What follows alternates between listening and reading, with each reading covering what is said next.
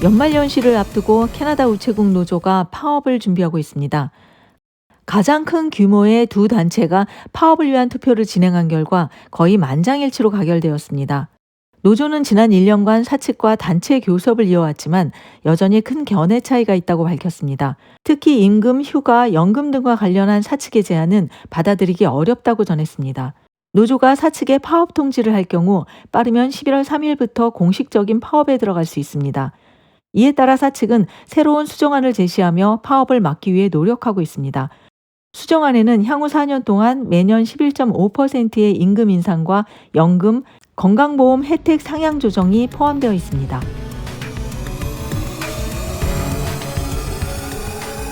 온타리오주에서는 11월 1일부터 모든 대형마트와 식료품점에서 다양한 주류를 판매할 수 있게 됩니다.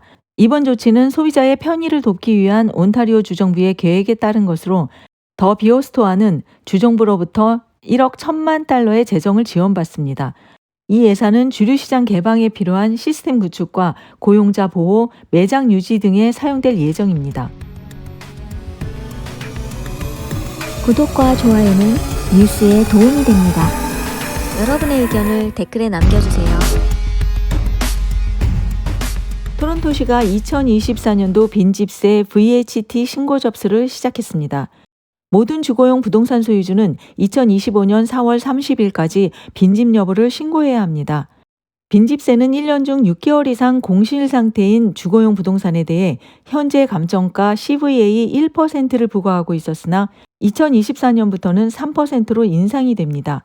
또한 마감일까지 신고서를 제출하지 않으면 21.24달러의 수수료가 부과되며 연체된 빈집세에는 매달 1.25%의 이자가 적용됩니다. 미납 시에는 재산세 명부에 합산되어 재산세와 동일한 방식으로 징수됩니다. 빈집세 VHT는 비어있는 부동산에 세금을 부과함으로써 부동산의 소유주가 집을 임대하거나 사용할 수 있도록 장려하여 주택 부족 문제를 해결하기 위해 도입되었습니다. 신고는 정부의 빈집세 신고 웹사이트를 통해 가능하며 컴퓨터 사용이 어려운 주민은 311번으로 전화하거나 토론토 시청 민원센터를 통해 신고할 수 있습니다.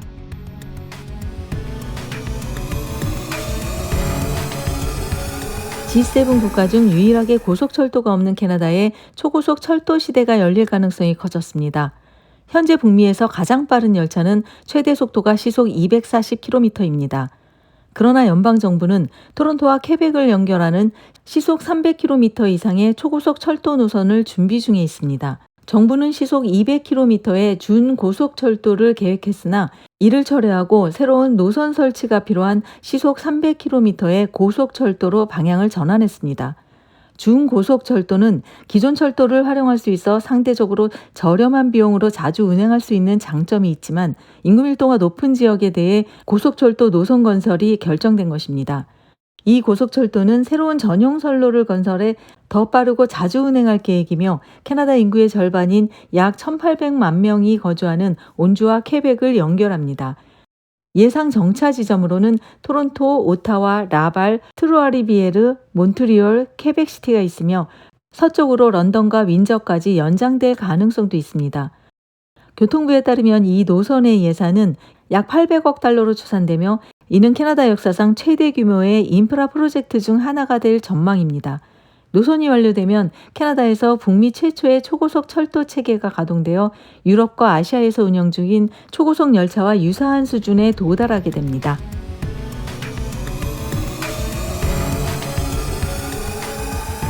캐나다 치과진료보조금 CDC 피해 수혜자가 100만 명을 넘어섰습니다.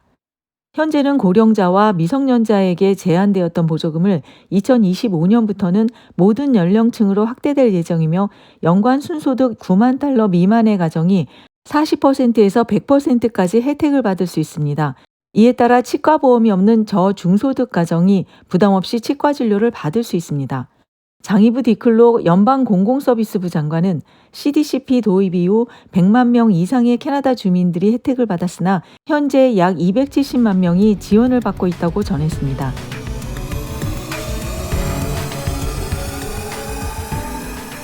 토론토에서 판소리를 지도하는 소리꾼 이상아 씨와 가야금 연주자 이영현 씨가 제자들과 함께 국악 공연을 개최합니다.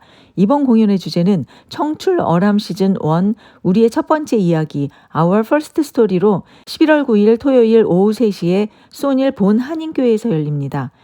이 공연은 이상아 씨의 캐나다 판소리 센터와 이영현 가야금 클래스가 공동 주최하며 한국의 전통음악을 사랑하는 캐나다 교민들에게 그 아름다움을 선보일 예정입니다. 입장료는 무료이며 기부금은 캐나다 국악 저변 확대에 사용됩니다. 이번 공연은 좌석이 한정되어 있으니 사전 예약을 하시는 게 좋습니다. 전통음악이 캐나다에서 더 발전할 수 있도록 많은 관심과 후원을 기대합니다.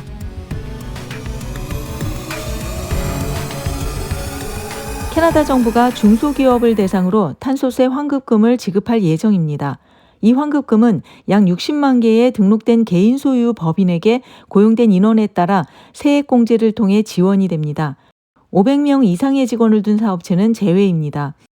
온타리오주에서 직원 10명을 둔 소기업은 약 $4,000, 사스케치원주에서 50명의 직원을 고용한 기업은 최대 $50,000를 환급받을 수 있습니다. 온타리오 기업들은 CFIB 웹사이트에서 환급금 계산기를 통해 예상 금액을 확인할 수 있습니다. 2023년도 세금 신고를 7월 15일 전에 완료한 기업들은 자동 입금을 등록한 경우에 12월 16일 전에 지급되며 우편 수령의 경우에는 12월 31일 전까지 지급이 됩니다. 이 환급금은 캐나다 국세청의 세금 환급과는 별도로 지급되며 7월 15일까지 신고하지 않은 중소기업에 대해서도 내년 연말까지 환급금 지급이 가능하도록 법 개정안이 논의 중에 있습니다.